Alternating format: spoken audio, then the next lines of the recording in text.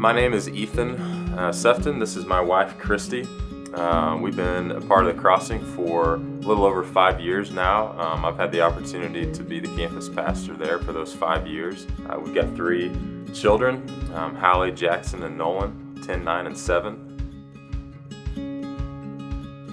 So on this Wreck the Roof journey, the reason we made the commitment we did, I can just think way back whenever we learned that this process was going to get started. And so right away we were so excited about that. And as we were starting that process, I know a question that kept coming back to me is, what would it look like for God to wreck the roof of your finances or wreck the roof of your generosity? And that was a question we asked ourselves a lot and prayed about individually. And but once the series got started and Jerry was preaching, and he had that commitment card, and he challenged us to put that somewhere that we'd see it all the time. We just decided that every single night before we went to bed, we were just going to pray.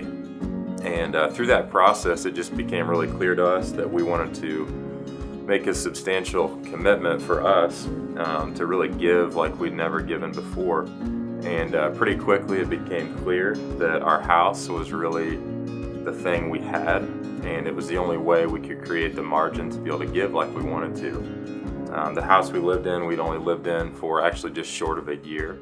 We had moved there last spring and absolutely loved it. It was perfect for our kids. But as we prayed, God just laid it on our hearts separately. In fact, later we came back together and we kind of been dragging our feet because it was like, man, is that really what we're gonna do? And kind of confirm that together, that that's what we felt like God wanted us to do. This Wreck the Roof has definitely ripped the roof right off. We just prayed and prayed, you know, what are we supposed to do? And when we just felt God saying our house, I really didn't want to. I held on pretty tight. I've always wanted to live in the country, and I remember praying every morning and thanking God for giving us that place. And then I just remember one sermon, and I went to the steps and I just felt, I'm like, okay, God, I'll sell my house.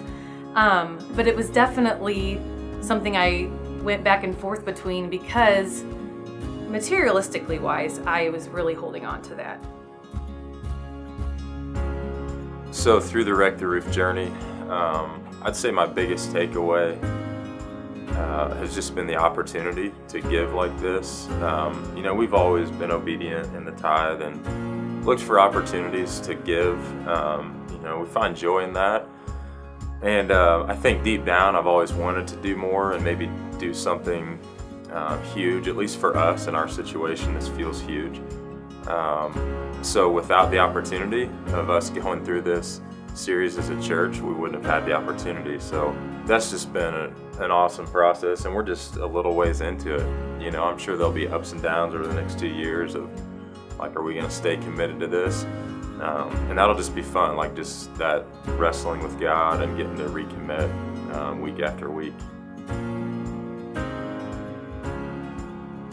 So just to encourage anyone out there that's made their commitment and trying to stick with it, the thing that I always come back to in my mind is everything we have is God's. Just the air that I'm breathing right now, to be able to say the next word, is from God. It really is. So there is nothing we have that truly is our own possession to hang on to. And I realize that we all struggle with that. I do too. But that's the mindset where I have to go back to and say that God is calling us to be a part of something huge, to reach hundreds, I believe thousands of people through what we're doing. The impact of young people getting raised up in our church, the camp, all these initiatives that we're trying to accomplish.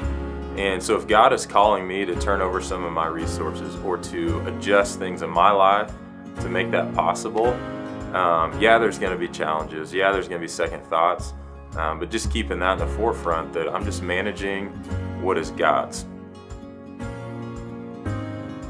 What excites me the most about Wreck the Roof is just the lives that we're going to get to see changed. I just can't even begin to fathom all of the different people that it's going to reach. And I've gotten to experience so many that have come to the Crossing and had that change, and then knowing there's tons more campuses that are also experiencing that as well. One thing that sticks in my mind more than anything is one time Barb Mitchell said, we made this choice to step out and go beyond our comfort. And then her and Dell just stand in the back crying because they see what God has done. And I have chills telling you that. I have such respect for them, and I've thanked her for letting us be a part of this story so many years later. But I want to be a Barb Mitchell 20, 30, 40 years from now, standing in the back of that church saying, because my only little small part, but because I said yes to God and no to myself, all these people get to go to heaven with